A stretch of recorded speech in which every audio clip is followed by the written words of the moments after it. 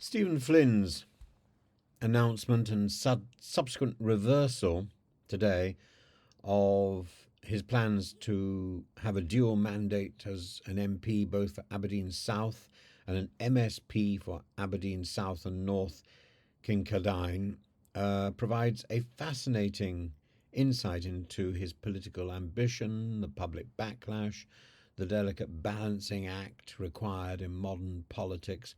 Flynn, who is hailed as a potential future leader of the SNP, declared earlier in November his intention to stand for Holyrood in 2026 while retaining his Westminster role until the next general election, ostensibly to avoid a costly by-election. This plan, however, has now been abandoned. Flynn's rationale was presented with lofty intentions. Writing in the Press and Journal, he argued, "In my mind, it is clear that we are at a crucial junction in our nation's story." He cited the urgency of independence as his motive for entering Holyrood, the heart of Scottish democracy, yet his justification was immediately undercut by criticism from within his own party. An SNP MSP, Ivan McKee, remarked, "Double jobbing isn't sustainable," highlighting the full-time nature of political roles. And the backlash extended beyond the SNP, with Scottish Conservative Deputy Leader Rachel Hamilton branding Flynn's reversal a humiliating U-turn and accusing him of hypocrisy. She pointedly noted that Flynn had previously criticised Douglas Ross for attempting a similar dual mandate. And the criticism underscores a broader frustration with perceived self-serving tendencies among politicians, particularly those in the SNP, as opposition parties seized on the controversy to attack Flynn's credibility.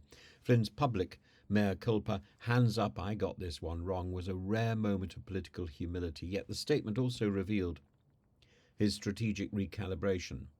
His aim was to save the public purse while pursuing dual roles, and if genuine, it failed to resonate, particularly in the context of all the accusations of arrogance and opportunism. Critics, including fellow SNP MSP Emma Roddick, urged him to reconsider, emphasising the impracticality of doing the work in two constituencies effectively. And this episode also highlights unresolved tensions within the SNP over dual mandates. While Flynn cited historical precedents such as John Swinner's overlapping roles in 1999 to 2001, the party's 2021 rule change requires MPs to resign from Westminster before contesting a Holyrood seat. And whether this rule will be maintained or relaxed for 2026 remains a contentious issue, with Flynn's case reigniting internal debate.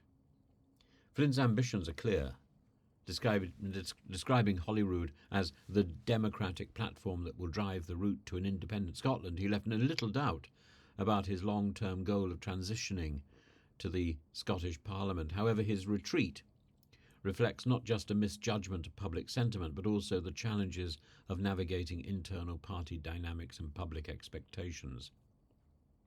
Looking ahead, Flynn's political future appears intact, though bruised. His reputation as a potential SNP leader endures, as does his broader appeal within the independence movement. Yet as the party deliberates its candidate selection rules, Flynn's options for a return to Holyrood may hinge on whether those controversies leave lasting scars among local SNP members and the Aberdeen electorate. What is certain is Flynn is one of the most powerful and capable speakers in the House of Commons. Ultimately, this episode serves, whether you like his politics or you don't like his politics, whether you support the SNP or you don't, there is no doubt, no getting around his political flair and his contributions to debates in the House of Commons. He is one of the few people in the House of Commons today who can speak without notes. And that, when I was younger, I was always told that was how you did it in the House of Commons. He's one of the few people who still does it. And ultimately, this episode serves as a cautionary tale in political strategy. Ambition, while essential, must align with public perception and party coherence. Flynn's misstep, while significant, demonstrates both the risks of overreach and the potential for recovery. If managed with humility, that is, and foresight. I don't think humility is one of Mr. Flynn's great features, but I mean, he has so many others. Maybe he doesn't need humility.